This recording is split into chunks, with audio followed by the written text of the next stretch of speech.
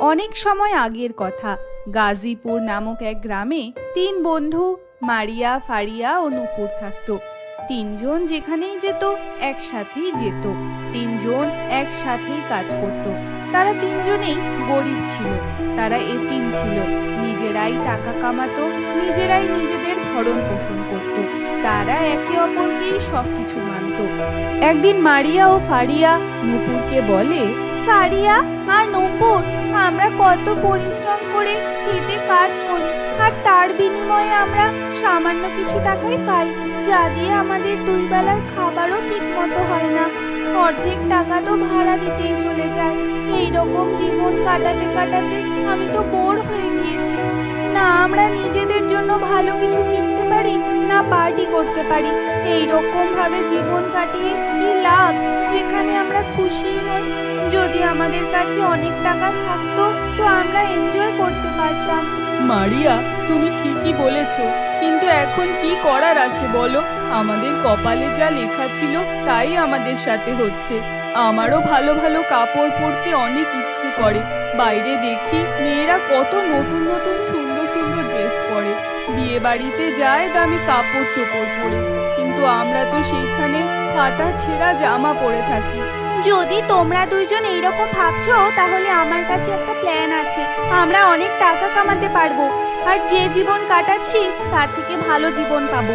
কিন্তু আমাদের এই গ্রাম ছেড়ে শহরে যেতে হবে। আমি শুনেছি সেখানে বেশি পরিশ্রম করতে হয় না, আর টাকাও ঠিকঠাক পাওয়া যায়। এখানে আমরা ভাড়া থাকছি, ওখানেও আমরা ভাড়া থাকবো। কি ফারিয়া, মারিয়া, আমি ঠিক বলছি না? নূপুরের এই কথা ফারিয়া আর মারিয়ার মনে ধরে, আর তারা তিনজন শহরে যাওয়ার সিদ্ধান্ত নেয়। তারপর তিনজন কিছু খাবার আর জিনিসপত্র নিয়ে শহরে যাওয়ার জন্য বেরিয়ে পড়ে। তাদের শহরে যেতে যেতে রাত হয়ে যায়। রাত হওয়ার কারণে বনের মধ্যে তাদের ভয় লাগতে থাকে। তখন মারিয়া বলে, অনেক অন্ধকার হয়ে গিয়েছে, যদি আমরা আর একটু দূর যাই তাহলে নিশ্চয়ই কোনো না কোনো প্রাণীর শিকার হব।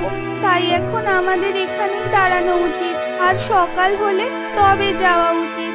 দেখো দেখো, একটা ছোট্ট ঘর দেখা যাচ্ছে, কেউ না কেউ ওই ঘরে নিশ্চয়ই আছে। চলো আমরা ওখানেই যাই। মারিয়ার কথা শুনে ফারিয়া আর নূপুর ওই ঘরের দিকে এগোতে থাকে, আর সেখানে গিয়ে দেখে এক বুড়ো মহিলা খাটে শুয়ে আছে। সে অনেক অসুস্থ ছিল। তখন সেই বুড়ো মহিলা বলে, আরে মা, তুমি এই বনে এত রাতে কি করছো? তোমরা কি নিজেদের ঘর থেকে ভেগে এসেছো? না না না, আমাদের নিজের বলতে কেউই নেই, আর আমরা ঘর থেকে ভেগে আসিনি। আমরা তো কাজের জন্য শহরে যাচ্ছিলাম। রাত বেশি হওয়ায় ভয় লাগছিল, তাই সকাল হওয়ার অপেক্ষা করছিলাম। যখনই সকাল হবে আমরা শহরের দিকে রওনা দেব। যদি আপনার সমস্যা না হয় তাহলে এই একটা রাত আমাদের এই ঘরে থাকার জায়গা দিবেন। ঠিক আছে মা, তুমি সকাল পর্যন্ত আমার ঘরে থাকতে পারো। এই কথা বলে সেই বুড়ি মহিলা তার নিজের ঘরে তিনজনকে থাকার জায়গা দেয়। তিনজনের খুব ক্ষুধা লেগেছিল। মারিয়া, ফারিয়া আর নূপুর যার যার খাবার বের করে খেতে লাগে। তখন নূপুরের চোখ সেই বুড়ি মহিলার ওপর যায়। বুড়ি মহিলা চুপচাপ ওদের দেখছিল। মা, আপনার কি খুব ক্ষুধা লেগেছে? হ্যাঁ, আমার অনেক ক্ষুধা লেগেছে। অনেক সময় ধরে আমি কিছুই খাইনি, আর আমি অসুস্থ, কিছু বানাতেও পারবো না। আমার নিজের কেউই নেই, না আমি খাবার বানাতে পারবো, আর না বাইরে থেকে খাবার আনতে পারবো। তাই জন্য এতদিন ধরে আমি ক্ষুধার্ত। নূপুরের বাচ্চা, তুই এই বুড়ো মহিলাকে আবার খাবার কথা কেন বললি? এখন আমাদের নিজেদের খাবার থেকে তাকে দেওয়া লাগবে। আমার তো অনেক বেশি ক্ষুধা লেগেছে, আমি তো ওকে আমার ভাগ দেব না। শহরে যেতে জানি না আবার কত সময় লাগবে। না না, আমি তো দেব না। হ্যাঁ ফারিয়া, তুমি একদম ঠিক কথা বলেছো। আমারও অনেক ক্ষুধা লেগেছে, আমিও একটুও নিজের খাবার দেব না। এই নূপুর জিজ্ঞাসা করেছে, ওই খাবার দেবে, আর না হয় তুইও খেয়ে নে, তোরও দেওয়ার কোনো দরকার নেই।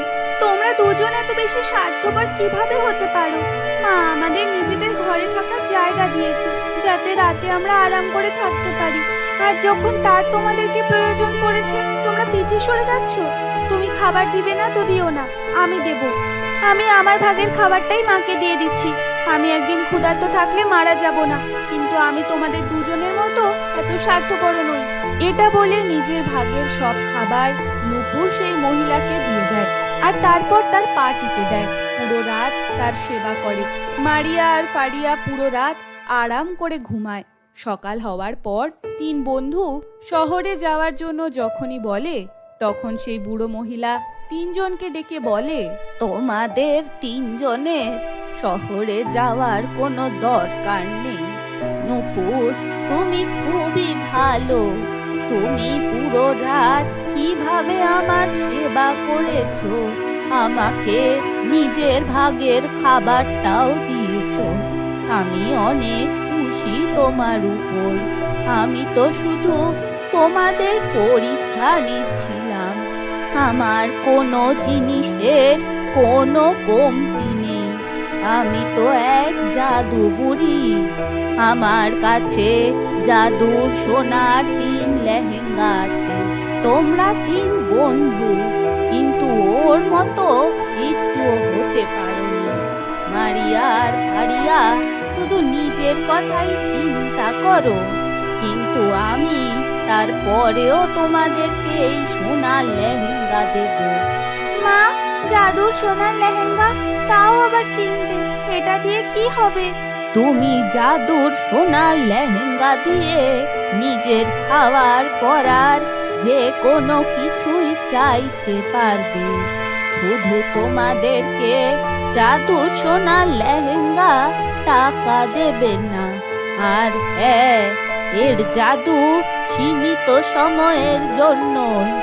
এখন তোমার হাতে যে তুমি জাদুর সোনার লেহেঙ্গা কিভাবে ব্যবহার করবে। এ কথা বলে বুড়ি মহিলা জাদুর সোনার লেহেঙ্গা ওদেরকে দিয়ে দেয়। তিন বন্ধু খুব খুশি হয়ে জাদুর সোনার লেহেঙ্গা নিয়ে চলে যায়। এখন তিনজন আলাদা আলাদা থাকতে লাগে।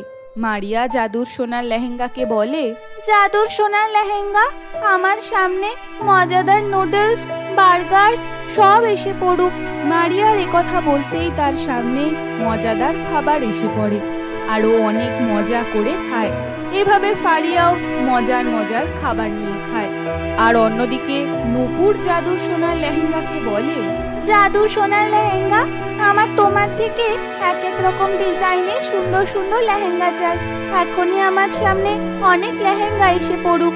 নূপুর এ কথা বলতেই ওর কাছে এক এক ধরনের ডিজাইনের সুন্দর সুন্দর লেহেঙ্গা এসে পড়ে। আর তা নিয়ে ও বাজারে যায় আর জোরে জোরে আওয়াজ করে বিক্রি করতে থাকে। সুন্দর সুন্দর লেহেঙ্গা নিয়ে যাও, নতুন নতুন ডিজাইনের, দেখো কত সুন্দর সুন্দর ডিজাইন, 50% অফার। সুন্দর সুন্দর লেহেঙ্গা নিয়ে যাও, বিয়ে পার্টি যেখানে খুশি পড়তে পারবে।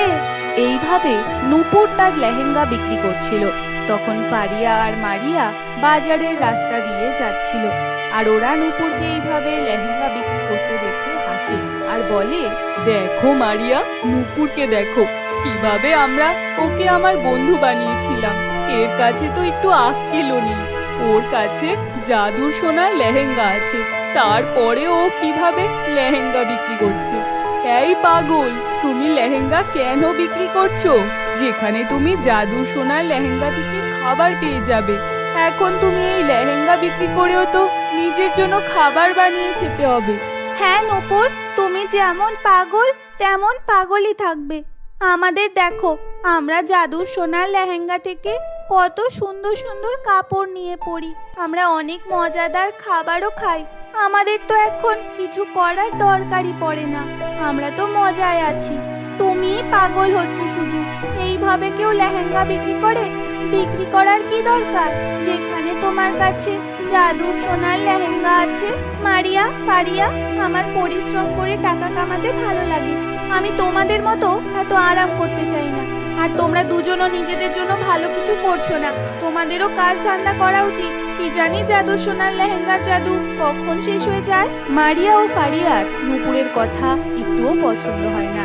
তারা তারা রাগ করে চলে যায়। আর ওরা যাবার পর নূপুর আবার লেহেঙ্গা বিক্রি করা শুরু করে। নূপুরের লেহেঙ্গা অনেক সুন্দর ছিল, তাই সেগুলো সাথে সাথে বিক্রি হয়ে যায়। নূপুর প্রতিদিন এভাবেই টাকা কামাতে থাকে।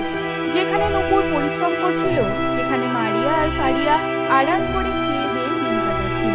তারা খেতে খেতে এত মোটা হয়ে যায় যে তারা হাঁটতে চলতেও পারে না, তারা এক জায়গাতেই বসে থাকে। ফারিয়া জাদুর সোনার লেহেঙ্গাকে বলে, জাদুর সোনার লেহেঙ্গা, আমার সামনে এমন কিছু খাবার আসুক যেটা খেয়ে আমি চিকন হব। এখন তো আমি হাঁটতেও পারি না, এইভাবে কিভাবে থাকবো আমি? ফারিয়া এইভাবে 4-5 বার বলে, কিন্তু জাদুর সোনার লেহেঙ্গা ওকে কিছুই দেয় না। এভাবে মারিয়াও ঘরে বসে নিজের ফরমাইশ পূরণ করাতে লাগে, কিন্তু জাদুর সোনার লেহেঙ্গা মারিয়ার একটা কথাও শোনে না। তখন জাদুর সোনার লেহেঙ্গা থেকে আওয়াজ আসে, এখন আমি তোমাদের আর গোলাম নই। তুমি আমার থেকে যা চাইবে আমি তোমাকে দিতে পারবো না। আমার জাদু এই পর্যন্তই ছিল। এখন আমরা নিজের মালিকের কাছে যাব। এখন তোমার জীবন তোমার হাতে। এখন তোমার জীবন আবার আগের মতো। ওরা নিজের ভুল বুঝতে পারে আর একদিন নূপুরকে দেখে বলে, নূপুর, আমাদেরকে মাফ করে দাও। আমরা তোমার কত মজা উড়িয়েছি আর তুমি আমাদের বোঝানোর চেষ্টাও করেছো, কিন্তু আমরা তোমার কথা শুনিনি। যদি আজকে আমরা তোমার কথা মতো জাদুর সোনার লেহেঙ্গার সঠিক ব্যবহার করতাম, আরাম না করে পরিশ্রম করতাম, তাহলে আমাদের সাথে এইরকম হতো না।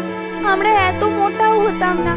আমরাও তোমার মতো কোনো না কোনো শোরুমের মালিক হতে পারতাম আর নিজের জীবন ভালোভাবে কাটাতেও পারতাম। আমাদের ভুল আমরা বুঝতে পেরেছি। এইভাবে মারিয়া আর ফারিয়া নিজেদের ভুল বুঝতে পারে। Subscribe to Deutsch Verstehen now and click on this episode.